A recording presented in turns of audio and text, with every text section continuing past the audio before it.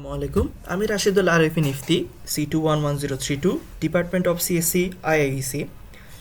আজকে আমরা যে জিনিসটি নিয়ে আলোচনা করব বা যেটি সরাসরি দেখব সেটি হচ্ছে আমরা একটি ফ্রেমের ভিতর কিভাবে যে কোনো একটি অবজেক্টকে, কোনো একটি কার বা প্লেন, যে কোনো একটি কিছুকে এর মাধ্যমে, কি প্রেস করার মাধ্যমে, স্পেসিফিক কি প্রেস করার মাধ্যমে আমরা সেটিকে মুভ করাতে পারি।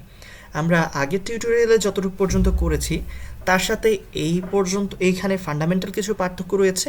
সেটি হচ্ছে সবার প্রথমে আসে এই সেট ফোকাসেবল। এই সেট ফোকাসেবলটা এখানে আমরা নতুন করে অ্যাড করেছি। সেট ফোকাসেবল মানে হচ্ছে আমাদের কোনো একটি ফ্রেমের মধ্যে যাকে আমরা মুভ করাতে চাচ্ছি তাকে স্পেসিফিকলি ফোকাস করার জন্য আমরা এটি ব্যবহার করি।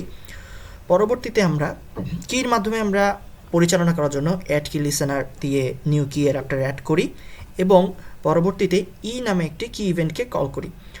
এরপর আমরা 39 অর্থাৎ লেফট এরো কিটাকে আমরা অ্যাসাইন করি হেলিকপ্টারটিকে +5 অর্থাৎ সামনের দিকে মুভ করানোর জন্য এবং 37 দ্যাট মিনস রাইট অ্যারো কিটিকে আমরা অ্যাসাইন করি -5 অর্থাৎ পিছন দিক দিয়ে মুভ করানোর জন্য। আমি যেহেতু এখানে হেলিকপ্টার এবং কার দুটিকে অ্যাসাইন করেছি সেহেতু আমি অন্য দুটি কিকে অ্যাড করি, যেমন 68 বলতে আমরা এখানে ডিটাকে মেনশন করেছি এবং 65 বলতে আমরা এটিকে মেনশন করেছি। অর্থাৎ ডি প্রেস করলে আমাদের কারটি সামনে মুভ হবে এবং এ প্রেস করার মাধ্যমে কারটি পিছনে মুভ হবে এবং উপরেরটাতে আমাদের প্লেনটি বা হেলিকপ্টারটি 39 ক্লিক করার মাধ্যমে সামনে মুভ হবে এবং 37 প্রেসের মাধ্যমে পেছনের দিকে মুভ হবে।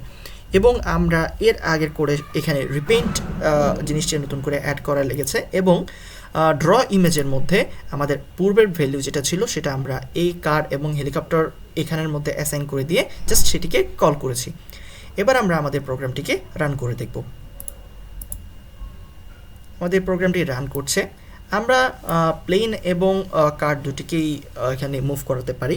আমরা যদি প্রথমে প্লেনটিকে মুভ করাতে চাই তাহলে দেখতে পাচ্ছি আমরা অ্যারো কি প্রথমটি প্রেস করার মাধ্যমে কারটির সামনে, হেলিকপ্টারের সামনে এবং পিছনে মুভ করতে পারছি এবং ডি এবং এ প্রেস করার মাধ্যমে আমাদের গাড়িটিকে আমরা সামনে পেছনে মুভ করাতে পারছি। একই সাথে আমরা এই দুটিকে মুভ করাতে পারবো। তো এই ছিল আমাদের আজকের টিউটোরিয়ালটি। আসসালামু আলাইকুম।